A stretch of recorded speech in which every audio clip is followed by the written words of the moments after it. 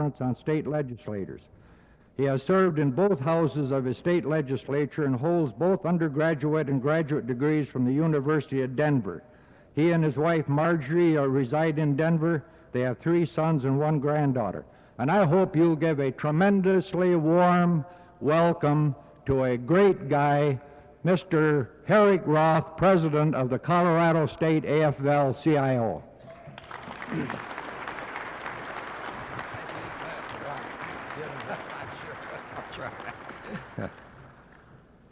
Well, thank you very much, Brother Cliff Schrader. You know, when somebody introduces someone, the problem is that you don't know whether you're clapping for the person about to speak or the one who just spoke, but I've had a warm spot in my heart for Cliff Schrader ever since the day that I first met him. Struggling as he must in the leadership of having workers in this state, let alone people in this state, understand what organized labor is all about. And why don't you just give a special hand to Cliff Schrader before I begin?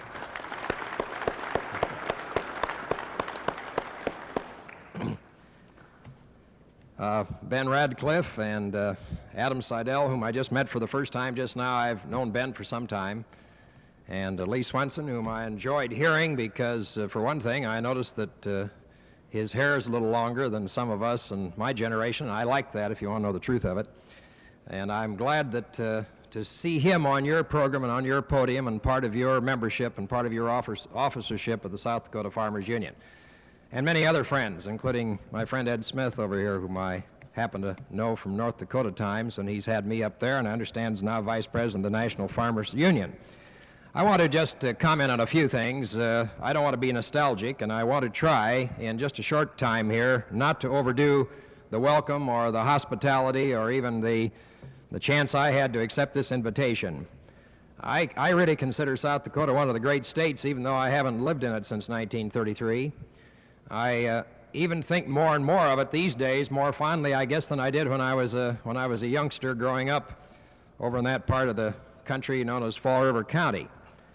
I notice you have some Farmers Union members in Fall River County. I notice you have some in Custer County. My mother grew up in Buffalo Gap, a town that nobody ever heard of, but they put out a tremendous book here just in the last couple of years. If any of you live in that part of the country, it's only got about 1,000 pages in it, and it's got some farm families who are members of the Farmers Union contributing to it on our yesteryears. And when a little town of 155 people puts out a volume that's sizable and understands its own heritage and its future, I think I have to feel pretty kindly about it.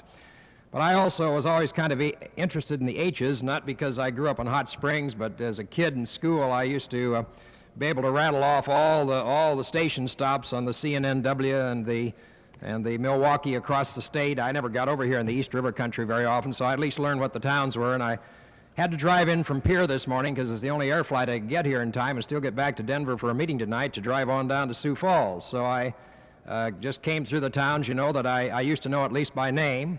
Some of them really aren't towns anymore, perhaps, but when you come through places like Harold and Hollibird and Highmore, and you understand you got some H's in counties like Hughes and Hyde and Hand, and then I come into town and I see the Humphrey drugstore sign, you know, and I know HHH in that capacity too. I know I'm in friendly home country, and it's nice to be here. There are a lot of things I really want to say today, and I can't say them all. Several of you have already stopped me and said, oh yes, we see you on TV every Sunday. In fact, one person let me know that he saw our last Sunday's program, and if you saw that one yesterday, I guess you understand a little bit about some of the kinds of people that we have in the trade union halls in this country. Because the people that count are the people who are in the trade union halls. And the people that sometimes don't count and don't count just right or get too high up in society and forget about the fact the people that they're trying to represent. And I think in Colorado here, we at least have made a stand, and our stand was just to go right ahead and go directly to the point. We went ahead and endorsed the McGovern-Shriver ticket on August 7th, and then we were told to rescind or take disciplinary action. I'm not going to go through all of that with you, except to say that on August 30th we had a hearing. A federal court judge just noted that hearing seemed to be very robust. He read the transcript. He says, I can observe very plainly why the witnesses on the stand have said that it was not a hearing. He says, it's very true, it certainly was not a hearing. He says, it's like Alice in Wonderland, you know, I shall be the judge and the jury, And then, of course, you eventually go out and cut off your head and you execute. And the judge, the jury, and everybody came to Denver on August 30, and they wrote a report. And then we were ordered to be put under trusteeship, and so we decided the law of the land certainly ought to be good enough to interpret even the AFL-CIO Constitution, which incidentally is a good Constitution. So we went into court, and that Constitution, from our point of view, was properly interpreted. And last Monday afternoon, at least to the good feelings of the trade unionists of the state of Colorado, and I hope all across the countryside, even though we'll have to continue to battle appeals all the way up, and even though, as Cliff Schrader and I know, the status of the AFL-CIO in Colorado really won't be known until November, but not November 1972, November 1973, at a convention of the AFL-CIO, probably again down in non-union Miami. And at that time, we'll find out whether our fate was sealed or saved on the date of last Monday by the federal court. But in the meantime, we're very much in business, and we have some lively trade unionists, and I'm happy to report that I could come. When Ben called me, I said to Ben, well, if we're not out of business, if we're not out of commission, in which case you can decide whether you still want me to come up, and Cliff Schrader can still decide whether you want me to come to Huron. Why, I'll think about it. But I am glad that I'm here today, and I'm very much official, and I'm very much AFL-CIO, and I'm very much in an elected position that I was elected to. And so I'll speak with as much authority as it seems to me I'm now entitled to speak. I want to also mention while I'm at it a man that I wish were still here today. I haven't seen him in about a year, and I wanted to see him. He's been sending some tremendously fine and encouraging letters to us from Pennsylvania. You heard him last night. He is a Coloradoan. He had a lot to do with the lifeblood of this organization of yours, not just in South Dakota, but all over this nation for the farm families. He's a guy who understands what collective bargaining is all about, and I suppose one of the great grievances that he probably still has to this time is that the laws of our land do not define the way farm families can really bargain for their rights. And it's a cinch that we wouldn't have to apologize along the line, any place, for what the price of the final product is in the supermarket, whether it's operated by union clerks or not. We wouldn't have to holler about that price if we really knew that the people who are at the basic production end in our society were, one, still family farmers, and two, had bargained for their own price and bargained for it right. It doesn't take deals, and I'm not here to give a big political speech today, but it doesn't take deals to sell wheat through certain kind of subsidized special capital interests in this country, and then let you here who are the wheat farmers in this state and in eastern Colorado and in North Dakota and all the great wheat states of the country. There's no sense of our kidding ourselves that there was any bargaining in terms of that price.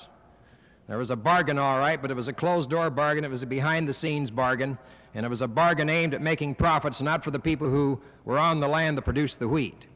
And I really always feel good about the fact that really, just like you say, let's keep the land in the hands of the people, we better keep it there, and we better keep the government in the hands of the people, and we better keep our trade unions in the hand of the people, and someday maybe we'll get business in the hands of the people and not those who are just profiteers in our society. But a guy who knows that, and who's known it all of his life and is just as young as the young men and women who are right here today among you, is a guy named Jim Patton, and I was listening to him on the radio on the way across the state just now, and it was just a pleasure to hear his voice again. His voice sounds just as vigorous as usual, and nobody has to tell me about his commitment, because he's been one of the great guys, and I hope nobody ever loses the spirit of a Jim Patton, because if so, the people are going to lose the land. We've lost too much of it already. We've lost too much of it really in terms of the deals that go on in business in this country. Well, I want to commend the union people in this state for having sent with you to more good votes for the trade unionists and for the workers and for the farmers of this country than the state of Colorado has produced in the last 12 years, and you've done it through your 2 U.S. congressmen in the last 2 years, and you've done it certainly through Senator George McGovern over the years. And the nice part about it is that somehow or other you've done it in this state. I remember that my county, by consent of the Republican Party in Fall River County, always had a Democratic clerk of the courts. And this was arranged. No Republican ever ran against him. If anybody ran against him, it didn't make any difference who the person was. He might be just close to fraudulent. He would have been elected. And that was the nature of the county. Maybe it still is the nature of the county. And I understand by reading the records that certain states in this country are still highly Republican. Well, at least you haven't shown it in your governor's chair and your lieutenant governor's chair, and you haven't shown it in the Congress of the United States, and you've contributed more, really, to the welfare of Chicago and New York than many of the states of this country. And I have no doubt about the fact that it's the direct and indirect coalition of the labor movement in this state with the farm families, who are the great bulk of the voting population, directly and indirectly in this state, that have done this. And so you have made a basic contribution to the people of this land. It isn't just the idea of keeping the land in the hands of the people. The important thing is really to keep that government there. You know, we have a lot of blue-collar blues, though, these days. We really do. And there have been a lot of articles written using this kind of alliterative language. And the blue-collar people, whether they work on farms or whether they work between farms and small towns or businesses, or whether they work in the cooperatives or whether they work in business and industry, the blue-collar people still are basic to the production of this nation. And I suppose we'll always have to have them. And I'm not a bit unhappy about it. It isn't the white-collar people in Colorado who elected me a white-collar person in terms of how I got into the union movement, at least, to the presidency of our state AFL-CIO. There are some of them at the moment who are faltering a little bit under orders from above. This is a good way, as Cliff knows, this is a good way of finding out when we separate the men really from the youngsters. I don't want to use the word boys anymore because that's a derisive term, but at least we separate the men from the youngsters at a point.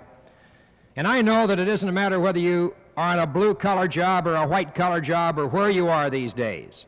But if there is no purchasing power in the society, if there is no strength in the union halls, if people don't understand that they can belong to the trade union movement in this country, I don't have to tell you, even if you bargain for the price, you might just be selling it to a nation that's poor, and if this nation is poor, the world is poor, and if so, even all of us, except for what we're going to produce like we did in the Dust Bowl days when even our family, borrowed a chicken and borrowed an egg in the late 20s and the early 30s for the townspeople, from the country people, so we could keep alive.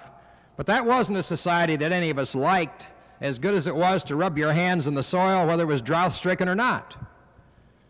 What we have to understand is that we do have a relationship. And there are too many people who are trying to point out our differences to us and not our similarities. And this really does concern me. I love driving across farm country. I just kind of feel it again, even in the days when a guy who became a forerunner of the most anti-labor act that this nation has ever had, the Taft-Hartley Act. It was really written by a neighbor of mine in Hot Springs who later moved to Custer. A guy named Case. He's got a bridge named for him now in Washington, D.C. But I rode across the state with him on 2 occasions as a high school kid. Once to an extemporaneous speaking contest that the now ailing Carl Munt judged, and he didn't like what I said about Gandhi as a knee pants kind of guy standing down here as a sophomore in high school at the university in Vermilion, making a speech saying I thought Gandhi looked pretty good. And he didn't like my attitude about Gandhi. He didn't rate me very well. There were some better speakers there. He had a right to do it, you understand. But I used to shoot pheasant coming across the state with a guy named Francis Case, and I liked the country. I fondly remember him because on a person-to-person basis, he was a decent guy. But when I later, grew up and found out about the economic affairs of the world, and that he came from South Dakota to protect the great interests of the country and not the people of the countryside, I had to at least question his politics. Well, now at least you've got a George McGovern, and you've got a Jim Aberesk, and you've got other people, that are going to do great things for us in the Congress. But as I think about this, I think that they also protect the blue collar and the white collar and the professional people. And it's interesting. It's interesting that the white collar people who are not organized in this country because of amendments to the Taft-Hartley Act, because of the compulsory open shop in states like South Dakota, and there's no sense of kidding ourselves about it, it's bad for people, even if you think the price of labor is too high. The price of labor isn't too high if your goods were properly placed. But you see, the white-collar person in this country taking all of the best jobs in the country and putting them together, all the present administration can now tell us is they average $95 a week in gross income if they have a job. $95 a week. Well, you think of your own pocketbook if you want to for a moment. That's the average on the white-collar guy, and less than 1 out of 20 belongs to a union. They're in service trades, they're in offices, they're in medical centers, they're in banks, they're in the business offices of the great corporations of our land. They look forward to that retirement watch someday and hope that Social Security is high enough to take care of them because probably the company isn't going to. Well, just above them are the less skilled and the unorganized blue-collar people. They get all of $14 a week more. And even the highly skilled people from great trades like the plumbers and fitters, like Cliff Schrader's union, are only averaging $43 a week higher. And all that the people who work for a living and draw a wage, all that the people have to show is for their capital investment, their labor. And yet there isn't anybody in this great wealthy country of ours, even though the per capita average income against the top 5% of the country now averages over $100,000 adjusted gross per family per year. The average of even the highest skilled in the trades across this nation, in the blue-collar trades, the best paid of all American workers, is slightly less than $700 a month. Well, it's one of the reasons, you know, that we don't necessarily value what comes from your farms, from our land, from the people. So what the farmer's world is all about is what the laborer's world is all about. And anybody who has any dignity about him appreciates both, because your capital is not only your land, your capital is your own labor. Well, we have a lot of bridge crossing we have to do of our own. And I don't want to take too long in extending my remarks, except to say that I'm going to leave with Ben copies of things that I think are pertinent to our relationships.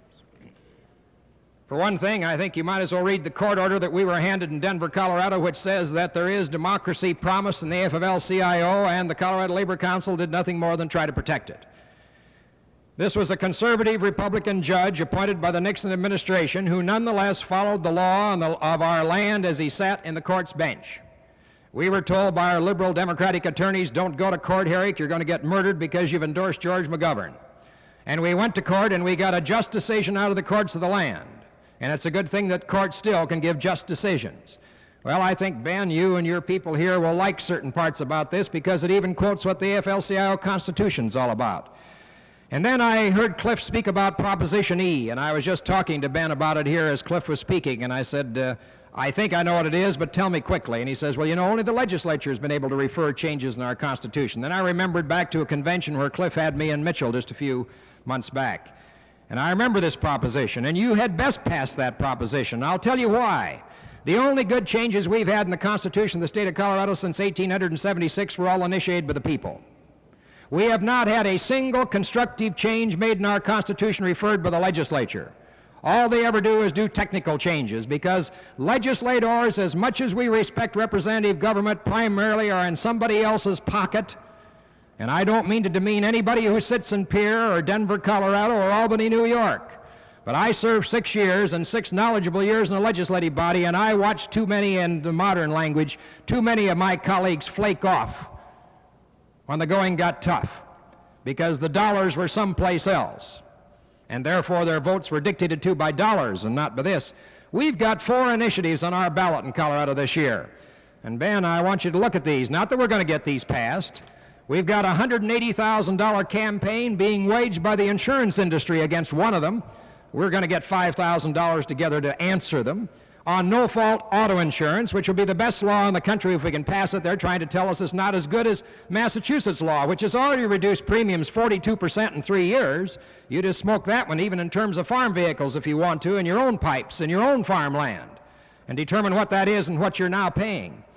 And then we've got another one on here on tax reform, and Cliff mentioned tax reform, and I heard Ben's report mentioning tax reform to you. Don't kid yourself that property taxes are fair, even if you think they're fair. Don't let anybody talk you into the fact that you need a base for your school district, which is in your property, whether it's your cattle or your sheep or your farmland or whatever you produce on it, whatever they say the value is. There is nothing equitable about it. All you got to do is take 2 sections of land side by side in any county of this state in terms of their productive wealth, and you find out if you and your neighbor are assessed exactly the same if all other things are equal about your property.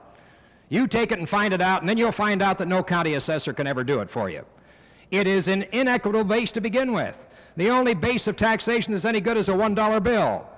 It may fluctuate in value, but it means the same on a precise day to anybody, and you can either tax it when you spend it, which becomes regressive if the rate gets too high, a sales tax, an excise tax, or else you can tax it when you get it. And then you can put the rates where they belong. Don't tell me there's no money in the state of South Dakota. I imagine in proportion to Colorado it's alike. We've unveiled the fact the other day, an unbelievable fact, that 50,000 people in Colorado filed returns last year on Colorado state net incomes of $31,000, but the two people who were in the millionaire class didn't even report $10,000 in net income, and the average of those who did file had adjusted gross family income in excess of $100,000. And there were only 1 million taxpayers. That means we had the nation's average, and you've got the nation's average. And my guess is the people who are getting the big money from land, from real estate, in the professions, the doctors, the lawyers, the merchants, the chiefs, the business people of this state are in no different position than we are in the state of Colorado. Well, we're initiating a law, and the Colorado Association of Commerce and Industry here is saying they're going to fight it on 5 technical things. It's ridiculous. They're going to try to avoid the issue. They're going to spend $250,000 to defeat this one. We got $8,000 to answer them. That's all we've got, except to put a graduated income tax in. And it would say to the people at the top, next year you're going to pay us $150 million in income tax in the state of Colorado instead of $41 million. And it would say to the people at the bottom, you're going to pay us about $5 a piece less than you did last year. And we're going to abolish school property taxes in the process. No more taxes on property for schools. Now, I don't know that we'll pass it.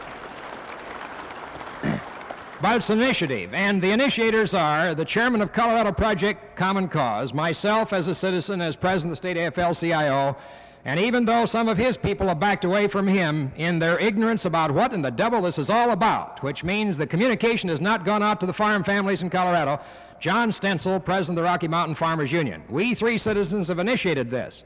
We could pass it. If we do, it'll be the most constructive tax reform in the nation.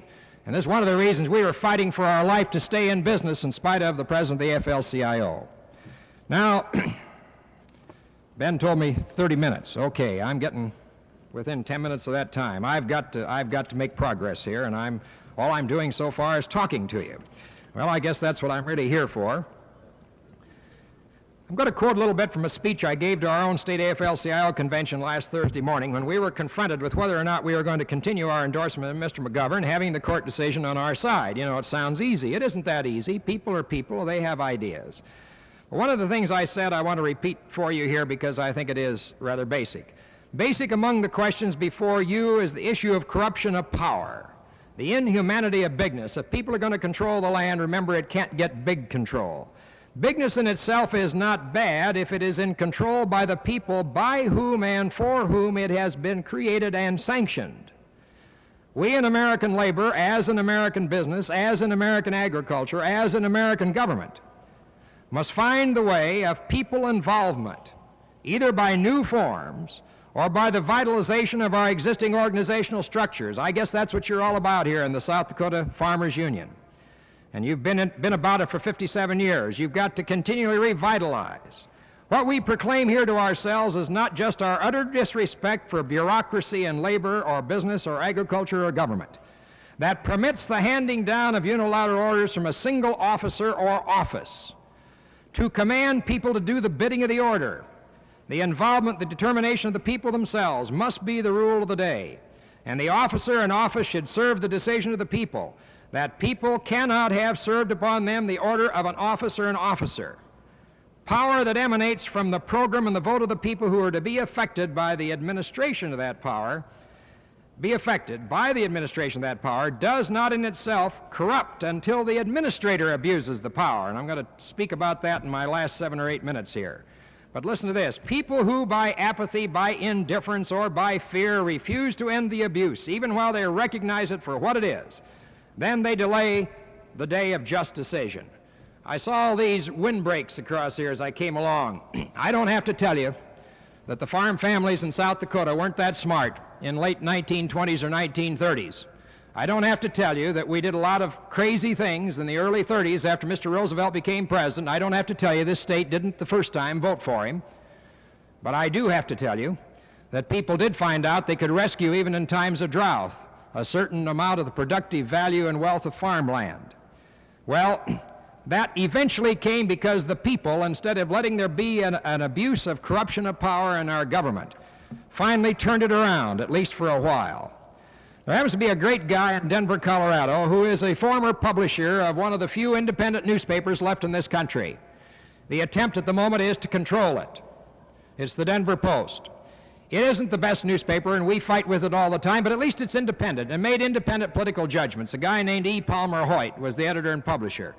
He managed to maintain the independence of that paper for the last 25 years, even while creeping bigness is now coming in to take over its stockholders, and really to put it in probably one of the most conservative postures of any newspaper in the country. But Palmer Hoyt called us the other day, and he says, "My God, Guy, do you know what you're doing?" And I thought he was going to give me hell. He's retired now. In his retirement contract, he gets an office and a secretary from the Denver Post, but no policy control. He says, "You're taking on the big guys." But he says, and the big guys are wrong. They're supposed to be taken on. He says, if you don't know it, you're setting a classic example for the people in the trade union halls. I said, well, thank you, Paul. Yep, I didn't really know what you're going to say to me, but thank you very much. He said this in a speech on August 14. He sent it to Sarge Schreiber, and when Schreiber came to town the other night, he hadn't read it yet. So I handed it to him and told him to read it on the way out to a political rally. That Ep Hoyt was back there in the hotel where we were, and when he came back, he better sit down and talk with Mr. Hoyt. And incidentally, he read enough of it to put some of his speech that same night, last Wednesday night. This is what Hoyt says. There are several very dangerous and seriously unregulated monopolies. One that I want to talk about is the newspaper field, where the chains are getting bigger. The Gannett chain now numbers 54. It was 30 20 years ago. Newhouse has 22. He had 2. The Lee papers have several score. I believe Lord Thompson, an alien, has now 52 papers completely under his ownership in the United States. Because as newspapers are combined into big chains, they become more a part of big business and big government, and they get along very well with big business, which has a tendency to want to keep big government, present big government, in power. With the electronic press under the government's thumb, it'll be a sorry day for our country if the printed press gets itself in the same position. And speaking of monopolies, the worst monopoly of all is the monopoly entirely unregulated of conglomerates, both international and national, because it leads to the monopoly of money. I wrote in a letter to Hubert Humphrey during his primary campaign, and he in a Philadelphia speech shortly thereafter, even though his campaign was not successful, referred to this country as properly a country of money, by the money, and for the money. And then he went into, he says, the first piece of legislation that Adolf Hitler put through in the Reichstag, following the election by the people, which he underscored, was to refuse incorporation papers from that point on of any concern of less than $200,000. That's in our money. That'd be worth $2 million today in this country. And to seek to disenfranchise any firm that then existed with only $40,000 and less in assets and capital. In other words, big government likes to deal with big business. As I've said before, if the McGovern group can keep the young voters and getting out that young group, I think they've got an excellent chance to win. It isn't only the youth that's unhappy about the situation of the monopolies, but the older people as well. I praise youth, and I say so to this audience. And he was speaking to an audience that was 65 years of age, average. He had them write down their age, and he took them out and had his secretary put them on a business tape for 300 people, and they turned out to be 65. So he says it's a good thing that there is a generation gap, particularly since it's a moral gap, and that the younger generation now seek different goals, different patterns of government. They're fed up with us as the establishment. I said it's high time that the younger generations come along and give the older generation a real kick in the pants. This audience, of course, he writes to Schreiber then, didn't particularly like what I said until I started mentioning things that youth wanted to know. For instance, how can we send a man to the moon and bring him back on a split-second basis via computers? But somehow that we just can't make pollution-free automobile engines. Well, I'm not going to read you the rest of this, except to say that 3% of the people in this country happen to own 40% of all the wealth of this country, and happen to own 80% of all the movement of money of this country in 5 banks. And those banks affect banks in this state because you've had branch banking. We have it under guise in Colorado. We don't have it. Well, now I'm about to get to the end of my remarks, which I'm sure will please you no end. But I conclude with this. The minister who came to invoke our convention last Thursday when we were facing the crisis in Colorado in the labor movement happened to sense what we were all about. And in praying to the Lord, he said that we recognize this as a new day, one which gives us a chance to evaluate yesterday, one which gives us a fresh start and a chance to live in today, and a time to plan for tomorrow. Now, these are challenges. We consider them the challenges of the day.